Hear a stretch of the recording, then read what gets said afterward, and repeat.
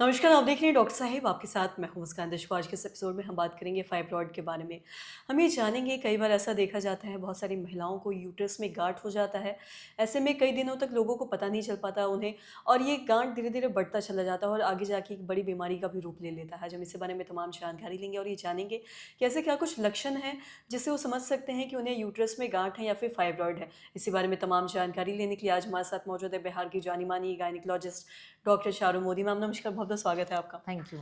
Ma'am आपसे जानना चाहेंगे अगर हम फाइब्रॉइड के बारे में बात करें, गाँठ के बारे में बात करें, तो कई बार ऐसा होता है कि वो जो गाँठ है अंदर ही अंदर पनपता है लेकिन लोगों को समझ नहीं आ पाता कि क्या हुँ। दिक्कत है। मैं जानना चाहूँगी क्या कुछ ऐसे लक्षण हैं जिससे वो समझ पाएँ कि ये गाँठ है उन्हें? आपका बहुत ही अच्छा प्रश्न है। ये जो यूट्रस में गाँठ होती है, इसको हम मेडिकल टर्म्स में फाइब्रॉइड बोलते हैं। और अगर ये गाँठ छोटी है, तो लोगों को कभी-कभी पता भी नहीं चलता क्योंकि उनके पीरियड्स सब नॉर्मल होते हैं, नॉर्मल फ्लो होता है, ड्यूरेशन भी ठीक होती है साइकिल की।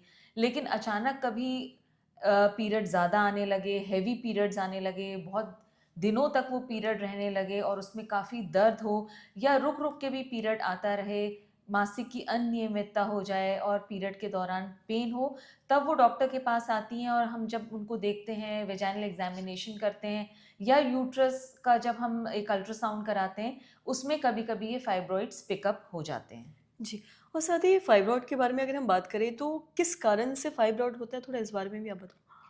फाइब्रॉइड ऐसा नहीं कि कोई इसका कोई स्पेसिफिक कारण है, क्योंकि ये यूट्रस की ओवरग्रोथ, यूट्रस के मसल्स की ओवरग्रोथ, हाइपरट्रोफी होती है फाइब्रस टिश्यू की, मसल्स की, उसी का एक रीज़न होता है ये। और यूजुअली ये नलीपैरस वुमेन यानी कि जिन माँओं को कभी गर्भ धारण नहीं हुआ, यूजुअली उनमें पाया जाता है। लेकिन ये कोई हार्ड एंड फास्ट रूल नहीं है, इवन प्रेग्नेंट जो फीमेल्स हो चुकी हैं, उनमें भी ये पाया जाता है। तो कोई स्पेसिफिक रीज़न करके कुछ नहीं है, लेकिन क्योंकि ये एक्सीडेंटल फाइंडिंग है और ये अगर डिटेक्ट हो जाए तो इसका जो ये जो सिम्पटम्स हैं उसी के कारण हमेशा महिला डॉक्टर को दिखाती है।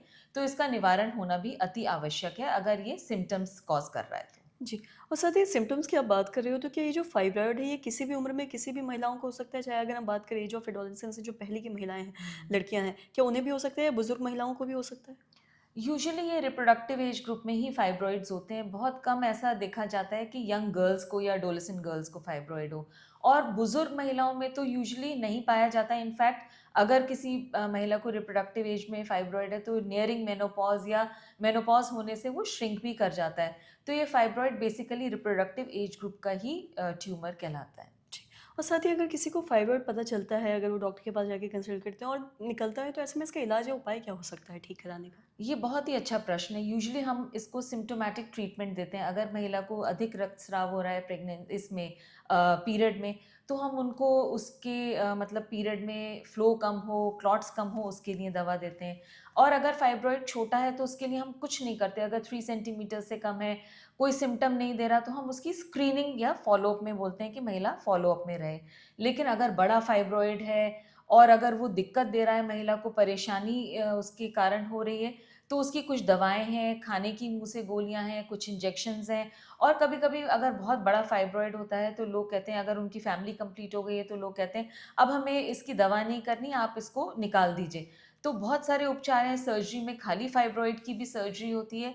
और अगर नियरिंग मेनोपॉज़ है महिला या उसको कोई और फैमिली उसकी कंप्लीट हो गई है, तो वो हिस्टेरेक्टमी भी कभी-कभी कराना पसंद करती है। जी, और साथ ही मैम जैसे कि अभी आपने बताया कि सर्जरी से क्या ये दवाइयों से भी ठीक हो सकता है या इसके लिए सर्जरी ही करवाना ज़रूरी है? नहीं, ऐसा नहीं है कि सर्जरी ही हर फाइब्रॉइड का इलाज है। भ जैसा मैंने बताया, ओरल टैबलेट्स हैं इसकी, इंजेक्शंस होते हैं जो महीने में 1 बार लगते हैं और यूजुअली हम ऐसे करके 3 इंजेक्शंस लगवाते हैं। उसके बाद एक रिपीट अल्ट्रासाउंड कराते हैं असेस करने के लिए फाइब्रॉइड का साइज़।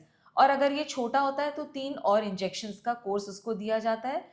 और अगर मुँह से खाने की गोली है, वो भी 3 टू 6 मंथ्स का ट्रीटमेंट है, कभी-कभी 1 year, 1 and a half to 2 years भी चलता है। तो ऐसा नहीं कि हर फाइब्रॉइड का इलाज सर्जरी है, दवाओं से भी इलाज इसका संभव है।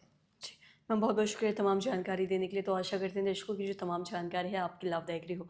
तो आज के इस वीडियो में इतना ही। अगर आपने अब तक हमारे चैनल को सब्सक्राइब नहीं किया तो तुरंत कर लीजिए, साथ ही हमारे फेसबुक पेज को लाइक करें। वीडियो देखने के लिए आपका धन्यवाद।